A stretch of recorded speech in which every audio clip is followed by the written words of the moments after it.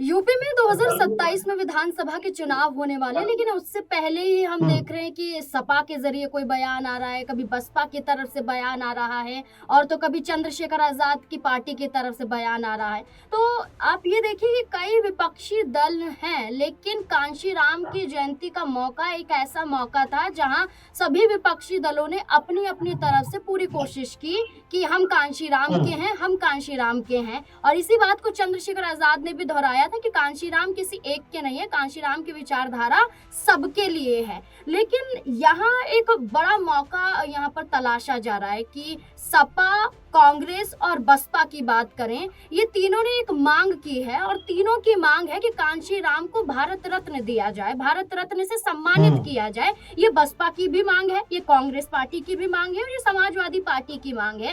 इन 3 दलों का एक ही मांग करना क्या बताता है? तो ये इससे जुड़े हुए उत्तर प्रदेश की राजनीति में कई बड़े सवाल यहाँ पर खड़े हो जाते हैं। हमारे वरिष्ठ सहयोगी अमन सर हमारे साथ जुड़ चुके हैं, जानने की कोशिश करेंगे उनसे क्या कुछ उत्तर प्रदेश में चल रहा है। सर, आपका बहुत-बहुत स्वागत है। जी, थैंक यू। सर, बिल्कुल यहाँ जो सपा, बसपा और कांग्रेस की जो एक मांग नज़र आ रही है, इस मांग के साथ हुँ। क्या दिखाई दे रहा है? क्या गठबंधन तलाशा जा रहा है? या क्या कुछ हो रहा है उत्तर प्रदेश में चुनाव से पहले? देखिए ज़ाहिर बात है नाज़मीन कि आने वाले हुँ, साल भर के भीतर उत्तर प्रदेश में विधानसभा का चुनाव है, तो ऐसे में कौन कितना बड़ा कांशीराम भक्त हो सकता है, उसको साबित करने की आप देख रहे हैं होच ही लग गई है। इससे पहले सपा में देखा गया जिस तरह से वो जो है कांशीराम जी की बड़ाई करते हुए नज़र आए, हुँ, तमाम जो पुराना इतिहास था, वो खंगालते हुए दिखाई पड़े। कांग्रेस पार्टी हुँ, ने बाकायदा जो है कांशीराम जी को याद किया, तो ऐसे में आप समझ सकते हैं कि देखिए चुनावों का जब वक़्त होता है, हुँ, तब इस तरह से जो बड़े और हुँ, महापुरुष लोग होते हैं, उनको याद किया जाता है और यहाँ पर सीधा-सीधा मतलब ये होता है कि जो दलित वोट बैंक है, वो किस तरह से अपने पास में उनको लाया जाए, उनको अपने साथ हुँ, मिलाया जाए। क्योंकि देखिए राजनीति के हिसाब से देखा जाए नाज़रीन, तो यहाँ पर दलित वोट बैंक पे हमेशा से सबकी नज़रें लगी हुई हैं। हुँ, आप देखिए 20-22% उत्तर प्रदेश में लगभग कह सकते हैं दलित वोट बैंक है। तो ऐसे हुँ, में जिस तरफ भी ये आंकड़ा चला जाएगा, उसकी सरकार बनती हुई दिखाई पड़ेगी। बहन जी की बात करें, तो उन्होंने भी हमेशा से जो रणनीति बनाई है कि दलित और मुस्लिम जो वोटर होता है, उनको एक साथ लेकर आने का प्रयास किया है और देखिए हुँ, कई दफा इसमें वो कामयाब भी रही हैं। इसीलिए 2007 में जिस तरह से वो मुख्यमंत्री बनती हैं पूरे बहुमत के साथ में, हुँ, तो उनको पता है कि भाई हिंदू में भी अगर दलित वोट बैंक को हमें अपने साथ जोड़ना है और साथ में हुँ। मुस्लिम जो वोट बैंक है वो 17-18% अगर इस तरफ आ जाता है, तो एक बड़ा कह सकते हैं कि आंकड़ा कह सकते हैं कि पॉलिटिकल तौर पर देखा जाए तो उस तरफ शिफ्ट होता हुआ दिखाई पड़ता है। वैसे अच्छा में सर, क्या ये जो एक तीन चीज़ है यहाँ पर जी, कि जब जी। कांची राम की जयंती थी तो सोशल मीडिया पर एक तस्वीर वायरल हुई थी और ये तस्वीर थी हुँ, राहुल गांधी के साथ कांशी राम की छोटी बहन की। वो मायावती हुँ। पर आरोप लगाती हैं कि वो दलित विरोधी हैं, वो अब दलितों के साथ नहीं है। यानी कि जैसा जी। आपने कहा कि 2007 में जिस बहुमत के साथ मायावती मुख्यमंत्री बनी सूबे की, उसके बाद ऐसा क्या हुआ मायावती के साथ कि दलित उन पर भरोसा नहीं कर पा रहा है? देखिए, 2 बातें हैं नाज़मीन, हुँ, क्योंकि बा 2007 से 12 तक मुख्यमंत्री हुँ, मायावती रहती हैं, पूर्ण बहुमत की सरकार ये रहती है। अब ऐसे में उन्होंने क्या वाक़ई में दलितों के उद्धार के लिए, उत्थान के लिए हुँ, कुछ काम किया? इसको लेकर तमाम तरह के सवाल उठे कि भई ये भी हुँ, कहा गया कि उन्होंने सिर्फ़ अपनी मूर्तियाँ बनवाई, हुँ, हाथियों की मूर्तियाँ बनवाई, यानी कि एक तरीके से जो पैसे का सही इस्तेमाल होना चाहिए हुँ, था, वो इस्तेमाल उतना बेहतर तरीके से नहीं हुआ। जिस हुँ, तरह से उन्होंने पार्क डेवलप की, उसको लेकर भी कहा गया। तो ये तमाम बातें ऐसी रही जो हुँ, जो आलोचक थे इस बात को कहते रहे कि अगर मायावती यही पैसा अगर दलितों की पढ़ाई-लिखाई में उनके बेहतर भविष्य के लिए खर्च हुँ, करती, तो आज भी जो वोटर था उनके हक में बना रहता। और दूसरी जो मैं सोचता हूँ सबसे महत्वपूर्ण जो चीज़ है वो ये नज़र आती है कि मायावती का जो एक राजनीति में जुड़ाव रहा है, जो कद हुँ, रहा है, वो इसलिए रहा कि वो ज़मीन पे हमेशा से राजनीति करती रही, लोगों के बीच में हमेशा जाती रही। लेकिन इन 8-10 सालों की बात करें तो बिल्कुल पब्लिक के बीच में जाना और जनता के बीच में जाना इस तरीके से उन्होंने या तो बंद कर दिया या लगभग ये मान सकते हैं कि ना के बराबर कर दिया। अब ऐसे में उनका भतीजा हुँ, आकाश आनंद वो निकल कर सामने आते हैं, खुद उनके भतीजे ऐसी बयानबाजी कर देते हैं कि मायावती खुद अनकंफर्टेबल हो जाती है। हुँ, तो ये तमाम ऐसी बातें जो मायावती को एक उत्तराधिकारी चाहिए वो हुँ, बन नहीं पाया या उनको मिल नहीं पाया और यही हुँ, वजह है कि मायावती का जो कद रहा, अब जब ढलान पर राजनीति आ रही है तो उनके जैसा दूसरा कोई नहीं मिल रहा है, क्योंकि हुँ, ये भी एक बात कही जाती है कांशीराम जी के पास मायावती थी, लेकिन हुँ, मायावती के पास ऐसा कोई भी हुँ, नहीं है जो बीएसपी को मजबूती के साथ आगे बढ़ाता हुआ दिखाई पड़े। इसीलिए कभी आकाश आनंद पे बात होती है, कभी दूसरे चेहरे पर बात होती है, लेकिन मायावती का जो चेहरा अभी भी बना हुआ है, लोग उससे दूर नहीं जाना चाहते।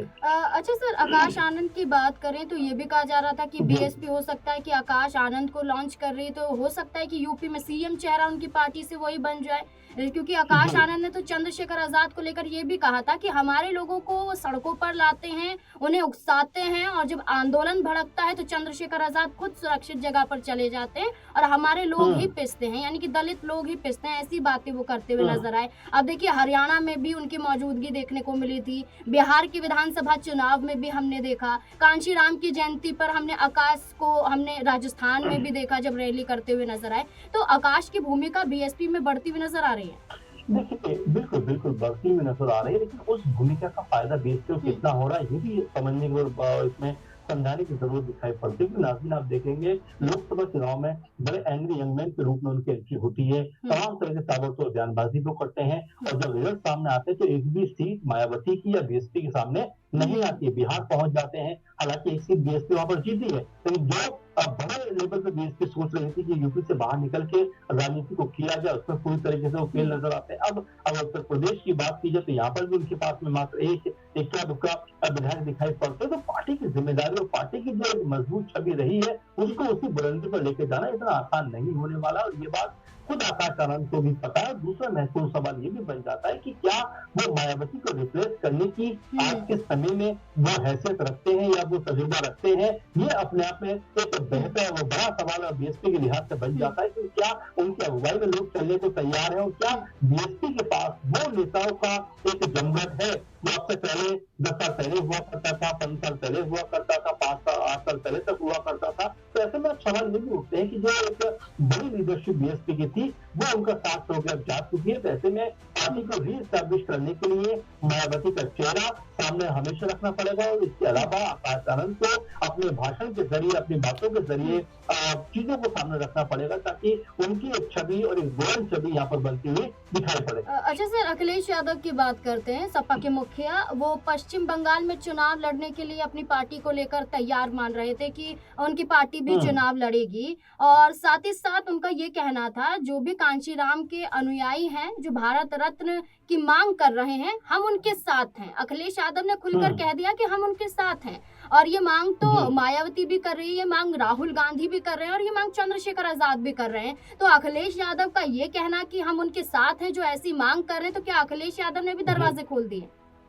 देखिए, जाहिर बात है, अखिलेश यादव को भी पता है कि मायावती की जो हैसियत है, जो कद है और जो मजबूती है, वो किसी छुपी हुई नहीं उत्तर प्रदेश में, और बार-बार इस बात को लेकर चर्चा हो चुकी है कि क्या मायावती एक बार फिर सपा के साथ आना चाहेंगी, कांग्रेस के साथ में आना चाहेंगी, यानी कि इंडिया अलायंस में वो आना चाहेंगी। क्योंकि आप देखिए 2019 में आखिरी बार था जब सपा और बसपा का गठबंधन था लोकसभा चुनाव में, वहां पर मोदी जी की लहर दिखाई पड़ती थी, लेकिन उन सब के बीच में भी 15 लोकसभा सीटें सपा और बसपा गठबंधन जीतता हुआ नजर आया था। लेकिन उसके बाद जब चुनाव हो जाता है, मायावती कहती हैं कि भाई हमारा तो वोट शेयर घट गया, हमें कोई फायदा नहीं हुआ, वो एक चलो की नीति पर चुनाव लड़ती हैं। 2022 में अलग अलग होकर चुनाव लड़ती है, और मायावती को महज 1 या 2 सीटें उन चुनाव में प्राप्त होती है, और वहीं अखिलेश यादव 110 111 पे इंडिविजुअल लेवल पे लेके आते हैं। और उनके साथ में हम आरएलडी को जोड़ दें, हम ओपी राजभर को जोड़ दें, तो ये आंकड़ा 120-25 के आसपास बन जाता है। लेकिन यहाँ पर अगर मायावती साथ होती, तो जो जानकार है, जो समझते हैं राजनीति उत्तर प्रदेश की,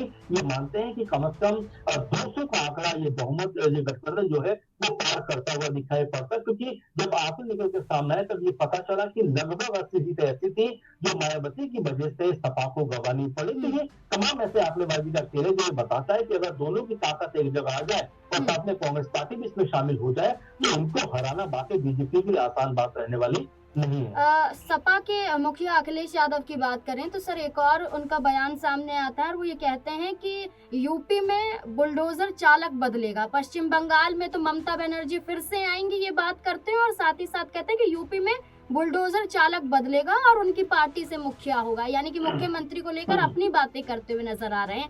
और इस बीच में आप देखिए कि गठबंधन की भी चर्चा चल रही है, तो क्या इन तीनों का साथ आना बीजेपी को नुकसान पहुंचा सकता है? देखिए, बिल्कुल, और इसमें कोई हैरानी की बात भी नहीं कि आने वाले चुनाव के जब वक्त हो, उससे पहले कहीं ये तीनों एक साथ आ ना जाए। क्योंकि आप देखिए कि मायावती को भी पता है कि उनकी पार्टी की जो इस समय मजबूती की बहुत ताकत के साथ में नजर नहीं आती है।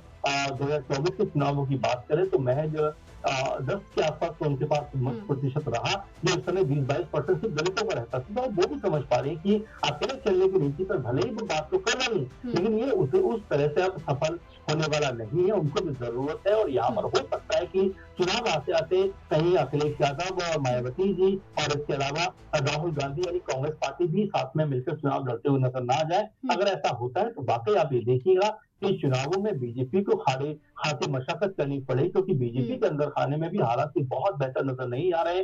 ब्राह्मण का जो विधायक है उनका अलग रुख नजर आता है। कभी कोई विधायक योगी जी के बारे में कुछ कह देता है, कभी जो उप मुख्यमंत्री है ब्रजेश पाठक और केशव प्रसाद मौर्य वो कुछ अलग राह अपनाते हुए दिखाई पड़ते हैं। अभी मुक्तेश्वर जी महाराज का मामला अभी चल ही रहा है। तो ऐसे में तमाम फैक्टर है जो कहीं ना कहीं ऐसा लगता है कि बीजेपी के लिए भी इन चुनावों में जीत दर्ज करना इतना आसान नहीं रहने वाला है। बिल्कुल, जीत तो आसान नहीं होगी, लेकिन इस बीच में जिस तरीके से विपक्ष के सभी दल एक आने की चर्चा कर रहे हैं, ये कहीं ना कहीं उत्तर प्रदेश में एक बदलाव की कहीं ना कहीं सोच नजर आ रही है। और इसी बदलाव के साथ 2027 के विधानसभा चुनाव में कुछ भी हो सकता है। सर, आपका बहुत बहुत शुक्रिया।